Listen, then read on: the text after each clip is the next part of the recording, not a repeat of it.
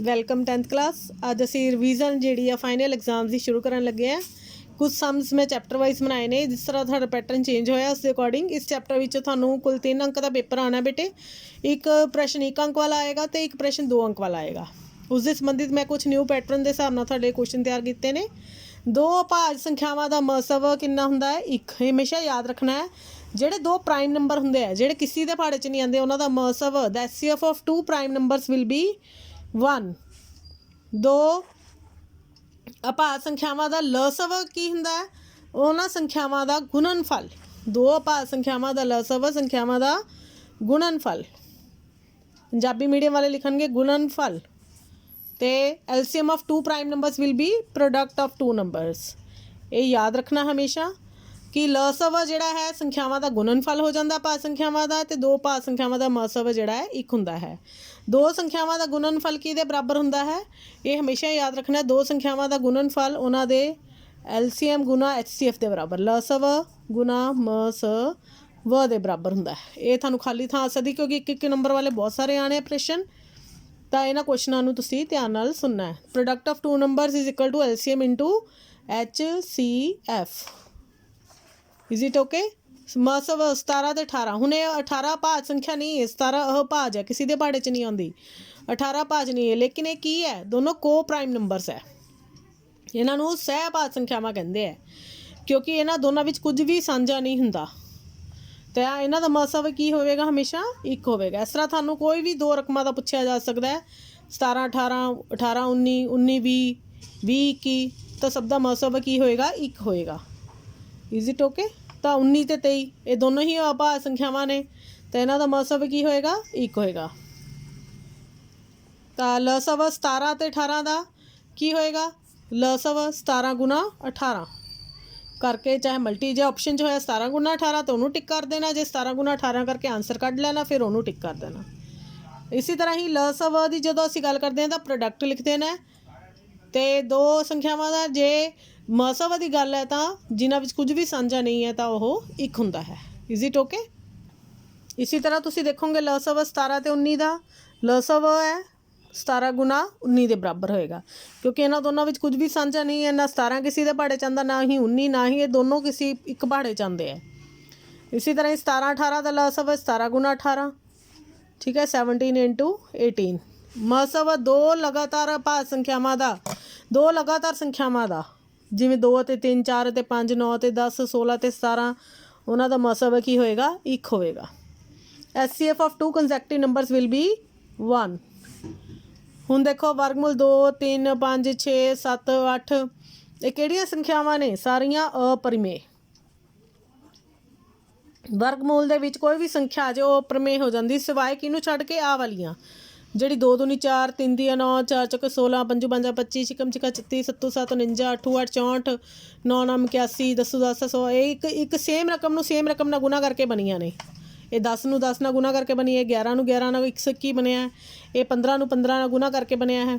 ਤਾਂ ਸਿਰਫ ਇਹੀ ਵਰਗਮੂਲ ਵਾਲੀਆਂ ਸੰਖਿਆਵਾਂ ਪ੍ਰਮੇਯ ਹੁੰਦੀਆਂ ਨੇ, ਬਾਕੀਆਂ ਸਾਰੀਆਂ ਅਪਰਮੇਯ। ਇਹ ਕਿਹੜੀਆਂ ਨੇ? ਪ੍ਰਮੇਯ। ਇਹ ਕਿਹੜੇ ਹੈ? ਇਰੈਸ਼ਨਲ। ਇੰਗਲਿਸ਼ ਵਾਲੇ ਮੀਡੀਅਮ ਵਾਲੇ ਲਿਖਣਗੇ ਇਰੈਸ਼ਨਲ, ਅਤੇ ਇਹ ਵਾਲੇ ਕਿਹੜੇ ਹੈ? Rational numbers.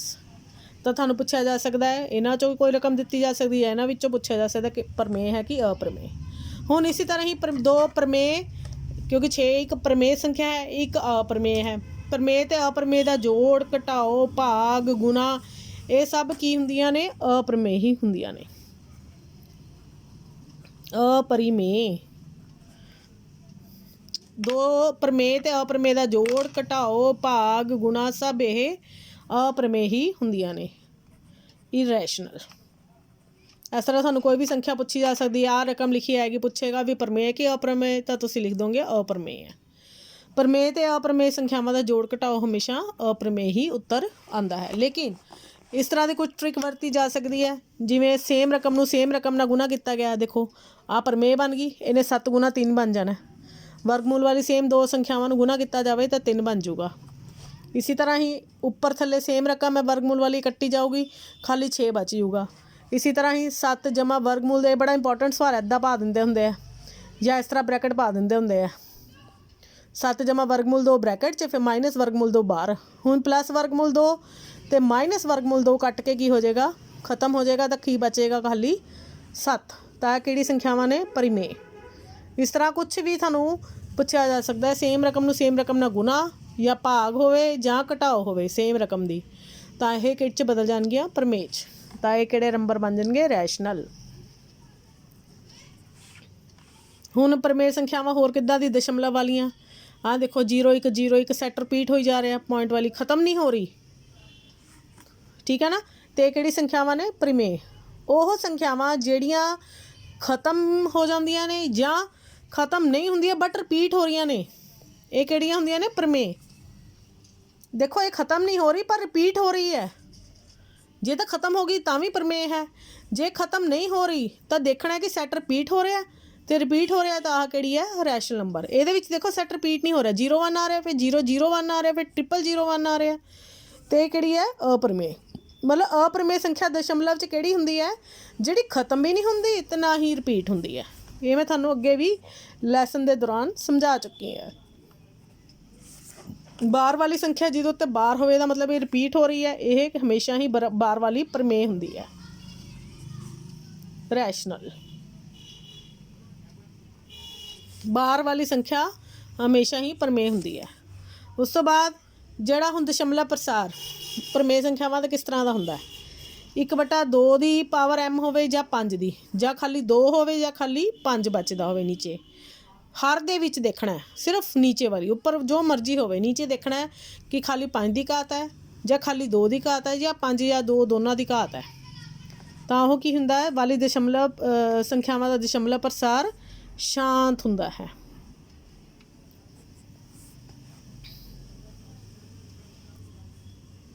ਟਰਮੀਨੇਟਿੰਗ।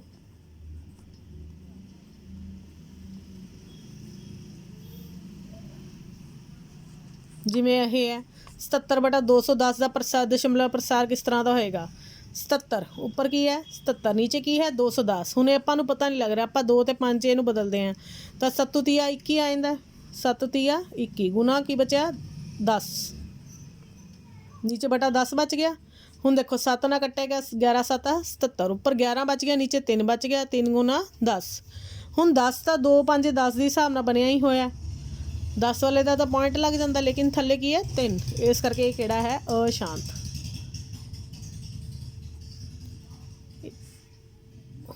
ਇਹ ਨॉन ਟਰਮੀਨੇਟਿੰਗ ਹੈ, ਇਹ ख़त्म नहीं होएगा दशमलव। 6/15 ਦਾ ਬੜਾ ਇੰਪੋਰਟੈਂਟ ਹੈ, 6/15 ਦਸ਼ਮਲਵ ਪ੍ਰਸਾਰ ਕਿਸ ਤਰ੍ਹਾਂ ਦਾ ਹੋਏਗਾ, 6 ਨੂੰ ਆਪਾਂ ਕੀ ਲਿਖ ਲਾਂਗੇ 2 ਤੀਆ 6 ਬਟਾ 15 ਨੂੰ ਕੀ ਲਿਖਾਂਗੇ 3 5 15। ਹੁਣ ਦੇਖੋ ਕੱਟੇਗਾ ਉੱਪਰ ਥੱਲੇ 3, ਨੀਚੇ ਕੀ ਬਚ ਗਿਆ ਖਾਲੀ 5। ਜੇ ਥੱਲੇ ਖਾਲੀ 5 ਬਚਦਾ ਹੋਵੇ ਜਾਂ ਖਾਲੀ 2 ਬਚਦਾ ਹੋਵੇ ਜਾਂ 5 ਅਤੇ 2 ਦੋਨੋਂ ਬਚਦੇ ਹੋਣ ਤਾਂ ਪ੍ਰਸਾਰ ਸ਼ਾਂਤ ਆਉਣਾ, ਤਾਂ ਇਹਦਾ ਪ੍ਰਸਾਰ ਕੀ ਹੈ, ਸ਼ਾਂਤ। ਇਹ ਕੀ ਹੈ, ਡੈਸੀਮਲ ਹੈ ਟਰਮੀਨੇਟਿੰਗ। ਹੁਣ ਇਹਦੇ ਵਿੱਚ ਦੇਖੋ 343/2 ਦੀ ਘਾਤ 5, 7 ਦੀ 2, 5 ਦੀ 6। ਹੁਣ ਇਹਦੇ ਵਿੱਚ ਦੇਖਣ 'ਤੇ ਕੀ ਪਤਾ ਲੱਗ ਰਿਹਾ ਦਸ਼ਮਲਵ ਪ੍ਰਸਾਰ ਕਿਸ ਤਰ੍ਹਾਂ ਹੈਗਾ, ਥੱਲੇ 2 ਵੀ ਹੈ 5 ਵੀ ਹੈ ਲੇਕਿਨ 7 ਵੀ ਹੈ, ਲੇਕਿਨ ਉੱਪਰ ਕੀ ਹੈ 343। ਹੁਣ 343 ਦੇ 7 ਦੇ ਬਾੜੇ 'ਚ ਆਉਂਦਾ ਹੀ ਆਉਂਦਾ, 7 ਗੁਣਾ 7 ਗੁਣਾ 7 ਨੂੰ ਲਿਖਦੇ ਹਾਂ 343, 7 7 49, 49 ਗੁਣਾ 7 343 ਬਟਾ 2 ਦੀ ਘਾਤ 5, 7 ਦੀ ਘਾਤ 2 ਦਾ ਮਤਲਬ 7 ਗੁਣਾ 7 ਗੁਣਾ 5 ਦੀ ਘਾਤ 6। ਹੁਣ 2 7 ਦਾ ਕੱਟੇ ਗਏ, ਥੱਲੇ 7 ਖਤਮ ਹੋ ਗਿਆ ਹਰ ਦੇ ਵਿੱਚ, ਉੱਪਰ ਵਾਲੇ 2 7 ਥੱਲੇ ਵਾਲੇ 2 7 ਨਾਲ ਕੱਟੇ ਗਏ, ਤਾਂ ਇਹ ਕਿਹੜਾ ਹੈ, ਸ਼ਾਂਤ ਟਰਮੀਨੇਟਿੰਗ। ਤਾਂ ਇਹਦਾ ਡੈਸੀਮਲ ਕੀ ਹੈ, ਟਰਮੀਨੇਟਿੰਗ। Is it okay. ਇਸ ਤਰ੍ਹਾਂ ਦੇ 1 ਨੰਬਰ ਵਾਲੇ ਜਿਹੜੇ ਸਵਾਲ ਸੀਗੇ ਮੈਂ ਉਹਦੀ ਤੁਹਾਨੂੰ ਤਿਆਰੀ ਕਰਾਈ ਹੈ ਇਸ ਚੈਪਟਰ 'ਚ, ਜਿਹੜੇ ਆ ਸਕਦੇ ਆ। ਉਸ ਤੋਂ ਬਾਅਦ ਦੇਖੋ 7429 ਭਾਜ ਗੁਣਨਖੰਡ 2 ਨੰਬਰ ਵਾਲੇ ਜਿਹੜੇ ਇੰਪੋਰਟੈਂਟ ਸਵਾਲ ਮੈਂ ਕੱਢੇ ਆ, ਇਹਦਾ ਯਾਦ ਹੀ ਰੱਖ ਲਓ 17 ਗੁਣਾ 19 ਗੁਣਾ 23। 7429 ਦੇ ਭਾਜ ਗੁਣਨਖੰਡ ਕੀ ਹੁੰਦੇ ਨੇ, 17 ਗੁਣਾ 19 ਗੁਣਾ 23। ਇਸ ਤਰ੍ਹਾਂ ਦਾ ਰੁੱਖ ਬਣਿਆ ਆ ਸਕਦਾ ਹੈ, 156 ਨੂੰ 2 ਨਾਲ ਭਾਗ ਕਰਕੇ ਕੀ ਆਏਗਾ, 28 ਦੂਣਾ 156, 28 ਦੂਣਾ 56 ਹੁੰਦਾ ਹੈ। 156 ਨੂੰ 2 ਨਾਲ ਭਾਗ ਕਰੋਗੇ ਤੁਸੀਂ, ਤੁਹਾਨੂੰ ਉਹ ਲਿਖਣਾ ਪਏਗਾ 2 7 14, ਉਸ ਤੋਂ ਬਾਅਦ 6 ਉਤਾਰਿਆ 2 8 16।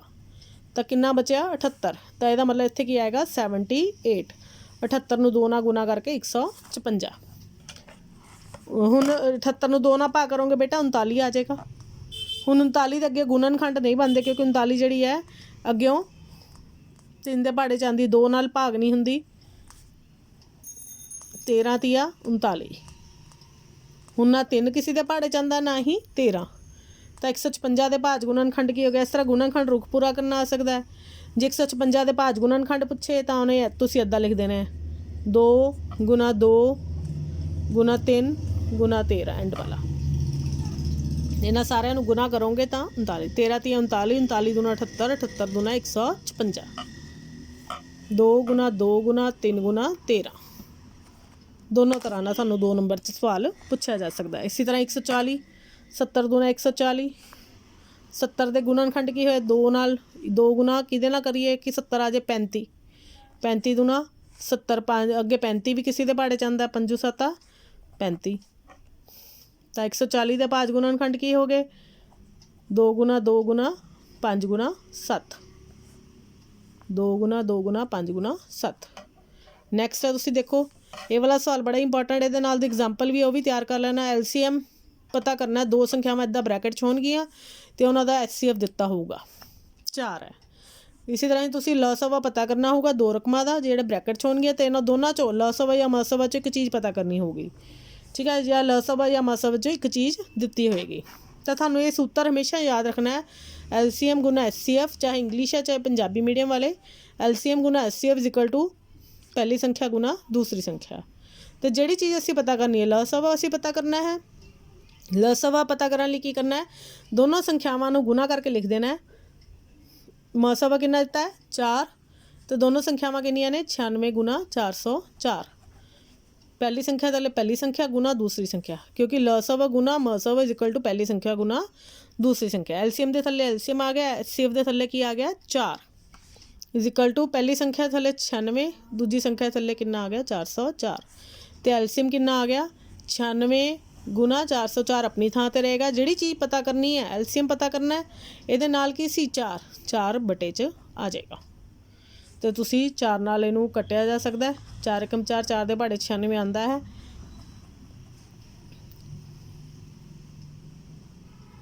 4 ਦੂਣੀ 24 ਚੌਕ 96 ਅਤੇ ਆਂਸਰ ਕਿੰਨਾ ਆ ਜਾਏਗਾ? 24 ਗੁਣਾ 404 ਕਰਕੇ ਤੁਸੀਂ ਉੱਤਰ ਲਿਖ ਦੇਣਾ ਹੈ।